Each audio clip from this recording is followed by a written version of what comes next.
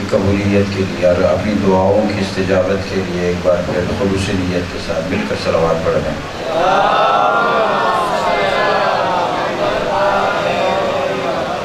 رب اشرح لی صدری ویسر لی امری واحلل عقدۃ من لسانی یفقہوا قولی۔ لا حول ولا قوة الا باللہ العلی العظیم۔ اعوذ باللہ السمیع العلیم من الشیطان اللعین الرجیم۔ بسم اللہ الرحمن الرحیم۔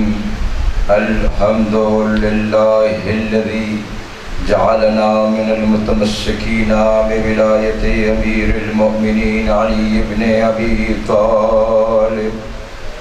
والحمد للہ الذی جعلنا من الباکین علی الحسین بن علی بن ابی طالب۔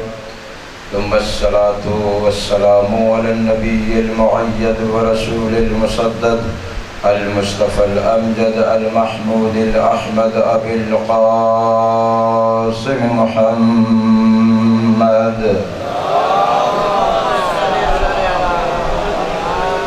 ثم الصلاة والسلام على أهل بيته الطيبين الطاهرين المعصومين ولعنة الله على أعدائهم أجمعين من يوم عداوتهم إلى يوم الدين آمین یا رب العالمین۔ ہاتھ اٹھائیں سر۔ یا محمد یا علی یا فاطمۃ یا صاحب الزمان ادرکنی ولا تہلکنی۔ اما بعد فقد قال اللہ تبارک و تعالی فی کتابہ المجید وفرقانہ الحمید وقوله الحق۔ بسم اللہ الرحمن الرحیم۔ یا ایہا الذین آمنوا کونوا انصار اللہ کما قال عیسی ابن مریم للحواریین من انصاری الی اللہ قال الحواریون نحن انصار اللہ۔ الصلاۃ۔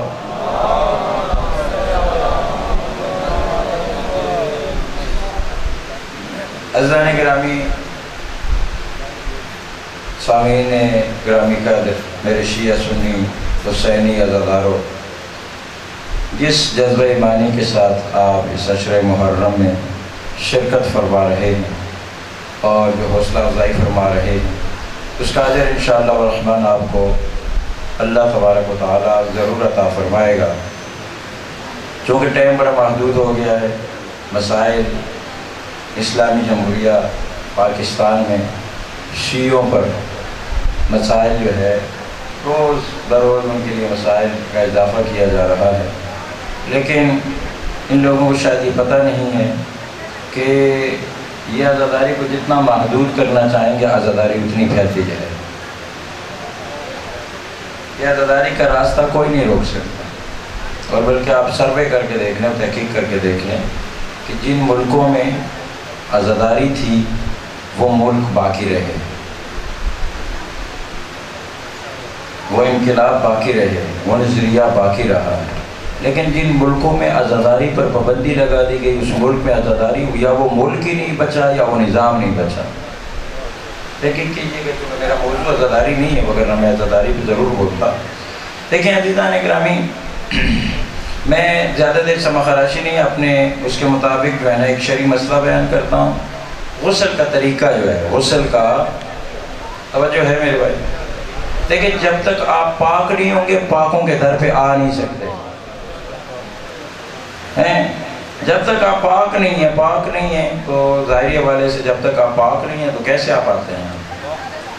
جس کو آپ جانماز عزاداری کہتے ہیں، اس کے اوپر نجس حالت میں کیسے آتے ہیں؟ لہذا پانی، دیکھیں عزیزان گرامی، صرف پانی بہا لینے سے کوئی چیز صاف تو ہو جاتی ہے، پاک نہیں ہوتی۔ توجہ ہے عزیزان گرامی؟ پانی ڈال دینے سے بھائی اپنے جسم پہ پانی بہا دیا اور جناب آپ یہ سمجھ رہے ہیں کہ آپ پاک ہو گئے، نہیں میرے بھائی، پاکیزگی الگ چیز ہے، صفائی الگ چیز ہے۔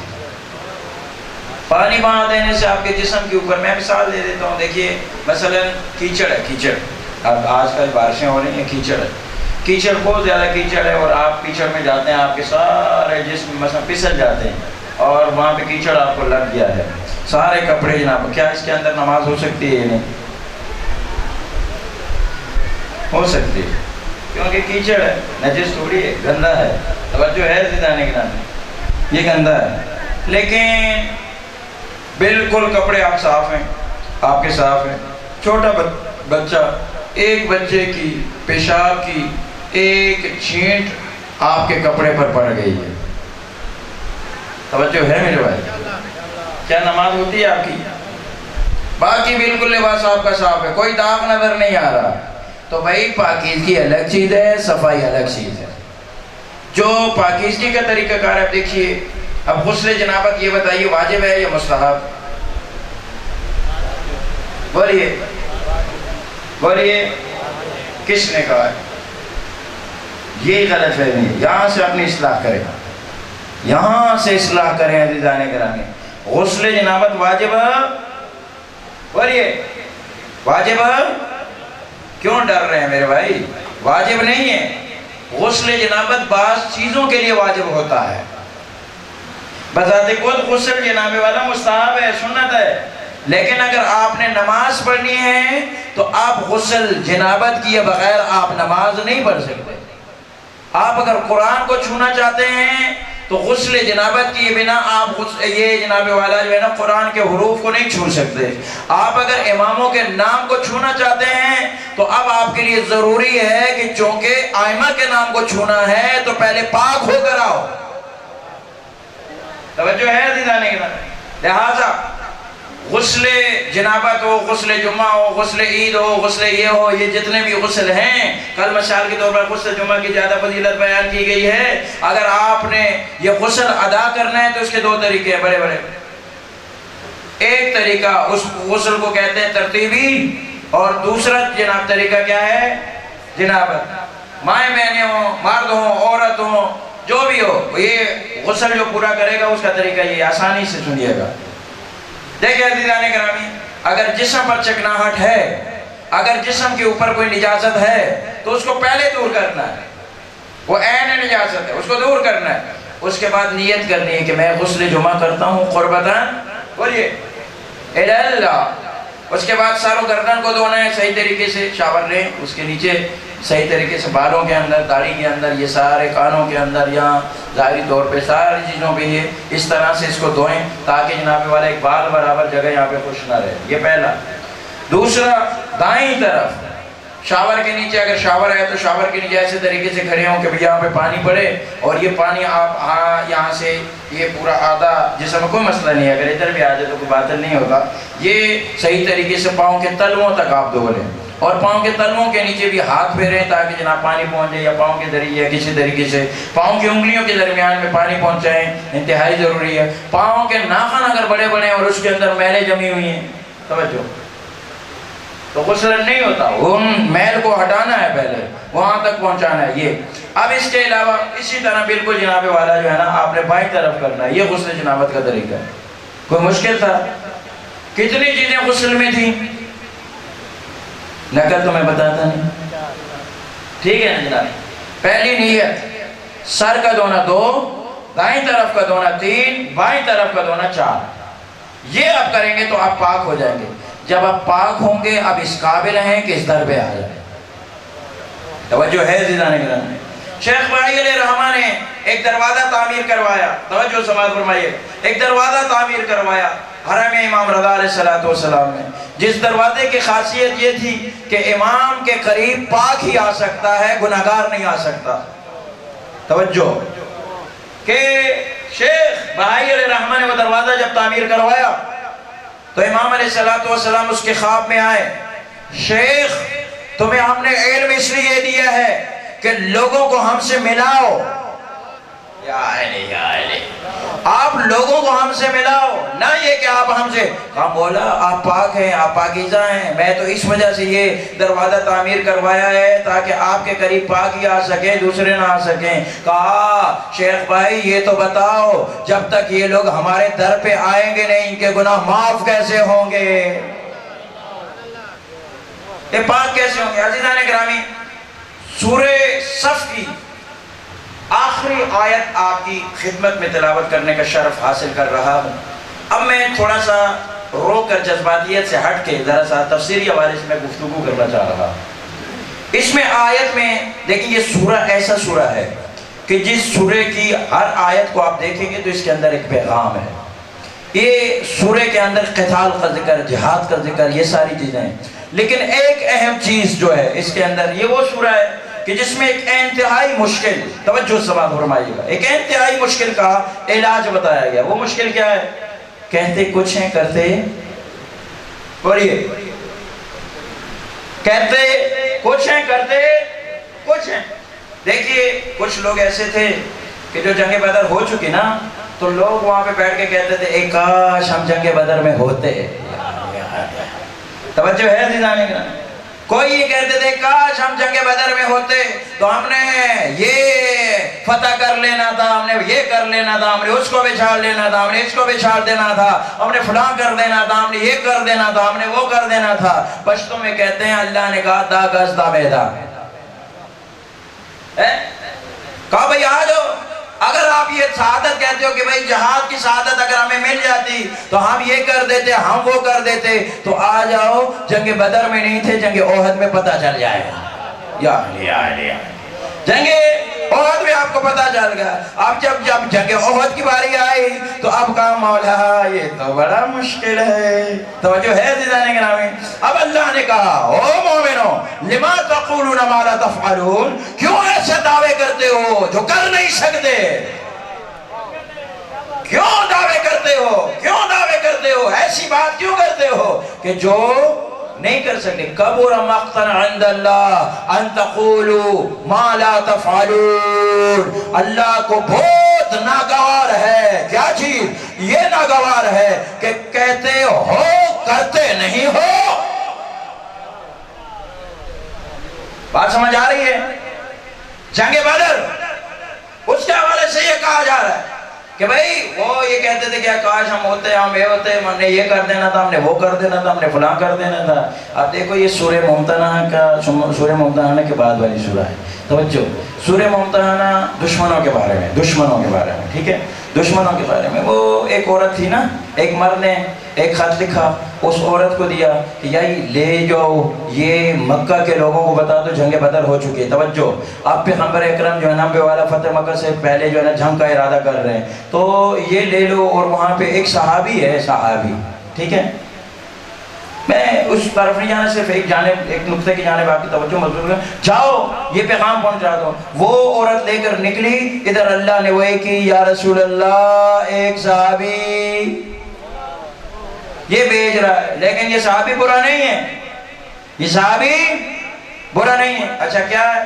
کہا صحابی، کہا دیکھو مولا وہاں پہ ہمارے بہت سے رشتہ دار ہیں اور مجھے یہ خطرہ تھا کہ میرے رشتہ داروں کو یہ کافر جو ہے نا کفار مکہ مار دیں گے، لہٰذا میں نے کہا کہ اس سے تو آپ کو نقصان پہنچتا نہیں، لہٰذا میں نے اس عورت کو بھیج دیا۔ توجہ، لیکن توجہ سے سماعت فرمائیے گا، اس عورت کو بھیجنے کے لیے کچھ صحابیوں کو بھیجا، ایک علی ہے اور کچھ اور صحابہ ہیں۔ جب اس عورت کو پکڑا، اس عورت سے کہا کہ بھئی خط ہے آپ کے پاس؟ انہوں نے کہا اللہ کی قسم میرے پاس نہیں۔ توجہ، اللہ کی قسم میرے پاس نہیں۔ جب اس نے کہا نا کہ اللہ کی قسم میرے پاس نہیں، انہوں نے کہا دیکھو یار قسم، اللہ کی قسم اٹھا رہی ہے، اس کے پاس نہیں ہے۔ واپس ہونے لگے، علی نے کہا میرے صادق رسول نے کہا کہ خط اس کے پاس ہے۔ کہاں میں کہ سن رہا میرے علی علیہ السلام نے کہا میرے صادق رسول نے کہا ہے کہ خط اس کے پاس ہے۔ ذوالفقار کو تھوڑی سی حرکت دی، کہا تم دیتی ہو یا میں نکالوں؟ یا علی یا علی یا علی، توجہ ہے دیدانے کے نبی، ان سے خط لیا، یہ علی ہے، یہ کہ جو کہتا ہے وہ کر دکھاتا ہے، اور رسول اللہ جیسے کہتے ہیں وہ کر دکھاتے ہیں۔ تو ان لوگوں کو کہا کہ تم کیوں ایسی باتیں کرتے ہو، بھاگتے ہو یہاں سے؟ اللہ نے پھر اس کے بعد والی آیت میں فرمایا ان اللہ یحب الذین یقاتلون فی سبیلہ صفا کأنہم بنیان مرصوص، اللہ جو بات کرتا ہے، جو لوگ کہتے ہیں اور کرتے نہیں ہیں، ان سے نفرت کرتا ہے، ہاں اللہ رب العزت محبت کرتا ہے کن لوگوں سے کہ جو اللہ کی راہ میں شیشہ پلائی ہوئی دیوار کی طرح صف بن جاتے ہیں، ایک بن جاتے ہیں اور وہ جہاد کرتے ہیں۔ توجہ ہے عزیزان گرامی؟ لہذا اب کیسے پتا چلے گا کہ یہ محبوب پروردگار ہے یا نہیں؟ اگر جنگ احد میں ڈٹ گیا تو محبوب پروردگار ہے، اگر بھاگ گیا تو مبغوض پروردگار ہے۔ اگر آپ کو یاد ہو تو میں نے ادھر سعید والا کی کسی جگہ پہ جنگ احد کا ذکر کرتے ہوئے یہ کہا تھا کہ علی علیہ السلام لڑ رہے ہیں، لڑتے لڑتے علی کی تلوار ٹوٹ گئی۔ کوئی تو نہیں آپ ہے، تلوار ٹوٹ گئی۔ جب تلوار ٹوٹی تو حضرت علی علیہ السلام رسول اللہ کے پاس آئے، یا رسول اللہ میری تلوار ٹوٹ گئی ہے۔ رسالت مات خاموش ہیں، بالکل خاموش ہیں۔ اسی اس میں عکاشہ بن نہر کی تلوار ٹوٹی۔ توجہ، عکاشہ بن نہر کی تلوار صحابی رسول ہے، وہ ان کی تلوار ٹوٹی، ان کی جیسی تلوار ٹوٹی، رسالت مآب نے ایک لکڑی اٹھا کر دے دی کہ بھئی یہ لو اور اس کے ساتھ جہاد کرو۔ اب مزے کی بات یہ ہے، میرے پیغمبر کا معجزہ یہ ہے کہ لکڑی لوہے کو کاٹ رہی ہے۔ ہائے ہائے ہائے ہائے، لکڑی لوہے کو کاٹ رہی ہے، بھائی لکڑی لوہے کو کاٹ رہی ہے۔ یا رسول اللہ عکاشہ کی تلوار ٹوٹی، آپ نے فوراً تلوار دے دی، لیکن علی کی تلوار ٹوٹی، آپ تلوار نہیں دے رہے ہیں، تھوڑا سا سکوت کر رہے ہیں، بھائی یا رسول اللہ یا رسول اللہ یا رسول اللہ۔ اس کو تلوار دے دی، اس کو تلوار کیوں نہیں دی؟ کہا وہ صحابی تھا، میرا فوجی تھا، میرا سپاہی تھا، اس کو اسلحہ فراہم کرنا میرا کام تھا۔ علی میرا صحابی نہیں ہے، علی میرا سپاہی نہیں ہے، علی اللہ کا سپاہی ہے، علی کو اسلحہ میں نہیں دوں گا۔ لا فتح الا علی، دورہ بلند کر کے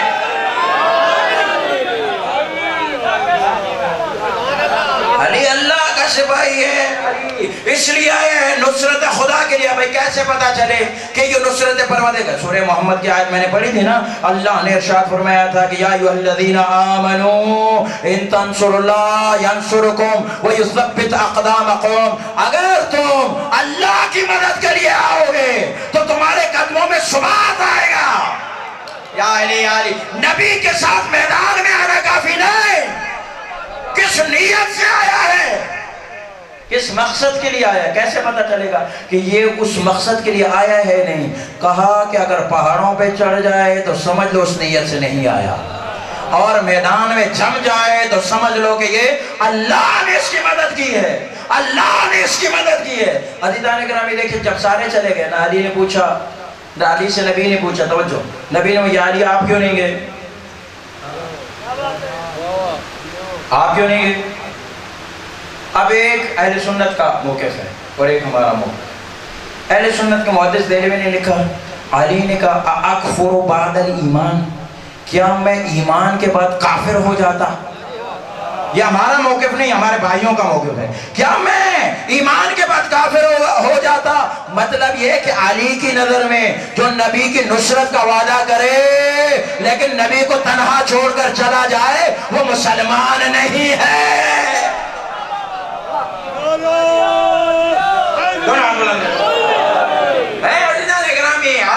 نصرت کا وعدہ کرے لیکن جو ہے نا نصرت نہ کرے، نبی کو تنہا چھوڑ دے، وہ مسلمان نہیں ہے۔ لیکن ہمارا موقف کیا ہے؟ ہمارا موقف یہ عزیزان گرامی، ہمارا موقف یہ اس میں لکھا ہے، سیر ابن ہشام میں لکھا ہے، انہوں نے لکھا، کیا لکھا کہ نبی نے پوچھا کہ یا علی آپ کیوں نہیں گئے جب سارے گئے؟ آپ کیوں نہیں گئے جب سارے گئے؟ آپ کیوں نہیں گئے؟ تو علی نے ایک جملہ کہا، اِنَّ لِی فِیکَ أُسْوَةٌ، میری ذات کے لیے آئیڈیل آپ ہیں۔ یا علی یا علی، میری ذات کے لیے اسوہ اور رول ماڈل آپ ہیں۔ آپ میدان میں تو علی میدان میں، آپ غار میں علی غار میں، آپ پہاڑ میں علی پہاڑ میں۔ توجہ ہے جی نہیں؟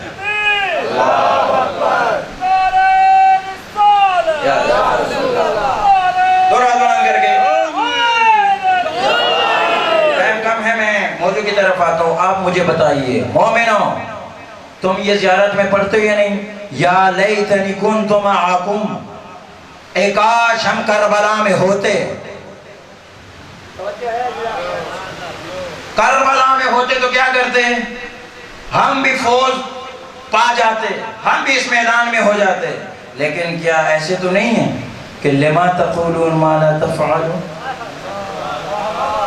بات کرنے میں آسان لیکن مقام عمل میں مشکل. اپنے امتحان لو، اپنے اس میں جان کو، گریبان میں جان کو عزیز ہو. کیا ہم واقعا نصرت امام حسین کے لیے تیار ہیں؟ دیکھو میرے بھائیو، اب میں تھوڑا سا آگے بڑھتا ہوں. کچھ عرصہ پہلے ایک آماق اور آفاق چینل ہے، داعش لوگوں کا ہے، انہوں نے اس کے اوپر آ کر محرم کے ایام میں اعلان کیا کہ این ابناء الحسین، این ابناء الحسین، کہاں ہے حسین کے بیٹے، کہاں ہے حسینی، کہاں ہے؟ اگر ہمت ہے تو ہمارے خلاف آ کر لڑو، ہمارے پاس پتہ چل جائے گا. نحن ابناء یزید، ہم یزید کے بیٹے ہیں، آپ کے ساتھ لڑنے کے لیے تیار ہے. توجہ ہے عزیزان گرامی، اس وقت ان کو پتہ نہیں تھا کہ جب حسینی کو للکارا جاتا ہے نا، تو حسینی جب اٹھتے ہیں نا، قائد شہید کا بھی ایک جملہ بڑا مشہور ہے کہ قائد یہ قوم جب بیدار ہو جاتی ہے دشمن کے مقابلے میں، بد دشمن میں ثبات نہیں رہتا. توجہ ہے عزیزان گرامی، آپ کے ادھر جو ہے جب معاملہ ہوا تھا، اس طرف کے بھی آصف نے، اس طرف کے بھی آصف نے، پتہ نہیں میں ان کو کیا کہوں، انہوں نے بھی ماحول کو گرم کیا، ادھر سے بھی ماحول کو گرم کیا. اب یزید کے حمایتی بڑے بڑے نکل آئے. توجہ ہے عزیزان گرامی. اب یہ بتاؤ عزیزو کہ جب یزید کے حمایتی نکل رہے ہیں، اب حسین کے حسینیوں کو نکلنا چاہیے یا نہیں؟ توجہ ہے عزیزان گرامی. آپ نکلنے کے لیے سنیے گا.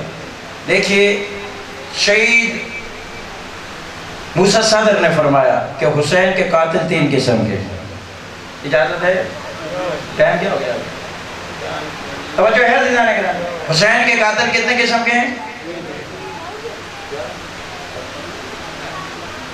حسین کے قاتل 3 قسم کے ہیں، کیونکہ ٹائم ختم ہو گیا ہے. حسین کے قاتل 3 قسم کے. ایک حسین کے جسم کے قاتل ہیں، توجہ، ایک حسین کے جسم کے قاتل ہیں کہ جنہوں نے جسم حسین کو قتل کیا، جو آپ سنتے رہتے ہیں. ایک حسین کے ہدف کے قاتل ہیں. قاتل حسین کے 3 قسم کے. ایک حسین کے جسم کے قاتل، ایک حسین کے فکر اور ہدف کے قاتل، اور ایک حسین کے آثار کے قاتل. میں وضاحت کل کروں گا، آج نہیں کرتا کیونکہ ٹائم نہیں ہے. جسم کے قاتل جیسے شمر، اہداف کے قاتل کل گفتگو کروں گا، لیکن آثار کے قاتل جیسے متوکل عباسی. یعنی کیا آثار؟ آثار سے مراد امام حسین علیہ السلام کی زیارت، آثار سے مراد آپ کی عزاداری، آپ کی یہ. اسی طرح عزیزان گرامی میری توجہ سے سماعت فرمائیے گا، اسی طرح جیسے قاتل حسین 3 قسم کے، ویسے انصار حسین بھی 3 قسم کے. بعض لوگ ایسے ہیں کہ جو جسم حسین کے انصار ہیں، بعض لوگ ایسے ہیں کہ جو ہدف اور فکر حسین کے انصار ہیں، اور بعض لوگ ایسے ہیں کہ جو آثار حسین کے ناصر ہیں. بات سمجھ آ گئی ہے؟ فصل ہو گئے. اگر دیکھو کربلا میں آپ نہیں تھے تو آپ اگر ہوتے تو کیا کرتے؟ جسم حسین کی حفاظت کرتے. کیا مقصد حسین ختم ہو گیا؟ کیا ہدف حسین ختم ہو گیا؟ جب ختم نہیں ہوا تو گویا حسین ابن علی کا یہ راہ اور یہ راستہ اور یہ پیغام کربلا 100 ہجری میں ختم نہیں ہوئی، آج 1422 1444 میں بھی جاری ہے. کربلا دیکھو، کربلا کے راستے پہ چلنا معیار نہیں ہے، کربلا کے راستے میں حسین کے راہ پر چلنا معیار ہے. کربلا میں حسین کے راہ پر چلنا معیار ہے میرے عزیزان دوستو۔ دیکھو کربلا کے راہ میں چلنا یہ نہیں ہے کہ راہ کربلا مثلا کوفے سے آپ نجف جائیں، نجف سے پھر آہستہ آہستہ جناب والا آپ کربلا کی طرف جائیں۔ عزیزو راہ کربلا یہ نہیں ہے کہ جو راہ ہے، بلکہ راہ کربلا یہ ہے کہ جیسے حسین کہتا ہے ویسے کہو، جیسے حسین کرتا ہے ویسے کرو، اس حسین کے پیچھے۔ اگر عزیزان گرامی یہ ظاہری راہ کربلا مراد ہوتی تو جو حسین کے قاتل ہیں وہ بھی اس راستے پر چل کر کربلائی بنے تھے۔ بس دیوال خزائی کو بلایا گا۔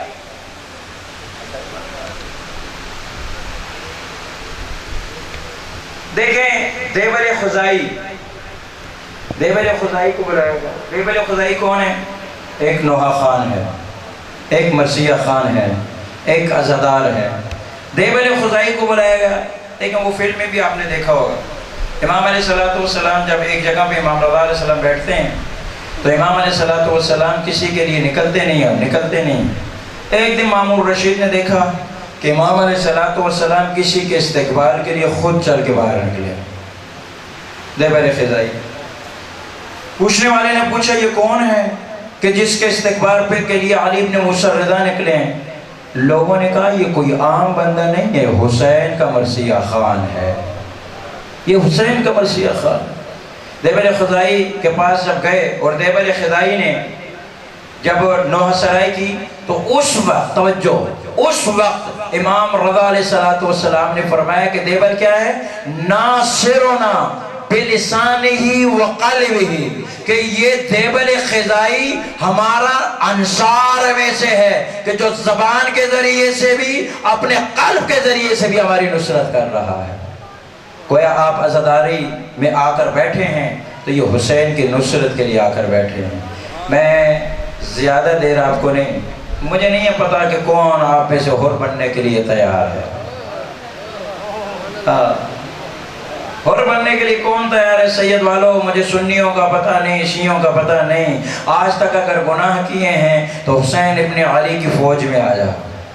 حسین آپ کو دعوت دے رہے ہیں۔ دیکھیں حسین ابن علی کہتے ہیں، اور ابن یزید ریاحی جب آیا تھا نا تو عزیزو اور ابن یزید ریاحی کے ہاتھ بندھے ہوئے تھے، ٹھیک ہے، پیچھے بندھے ہوئے یا آگے بندھے ہوئے، جیسے بھی بندھا ہوا ہے، اور ابن یزید ریاحی کے ساتھ ایک بیٹا آیا ہے۔ توجہ سے سماعت فرمائیے گا۔ یہ آئے آنکھیں جھکی ہوئی، نظریں جھکی ہوئی، جب وہاں سے آنے لگے تو ادھر سے عباس کو بلایا حسین ابن علی نے، حسین میرا ناصر آ رہا ہے، میرا مددگار آ رہا ہے، استقبال کے لیے جائیے۔ اکبر بیٹا اور آ رہے ہیں، اور کے استقبال کے لیے جائیے۔ جیسے استقبال کے لیے گئے، اور کا سر جھکا ہوا ہے، اپنے زانوں پر سر رکھا ہوا ہے۔ حسین رو رو کر کہتے ہیں اور اپنے سر کو اٹھاؤ، اور رو رو کر کہتا ہے کہ مولا یہ سر میں کیسے اٹھاؤں کہ آج جو سکینہ کی العطش کی صدائیں ہیں میری وجہ سے ہیں۔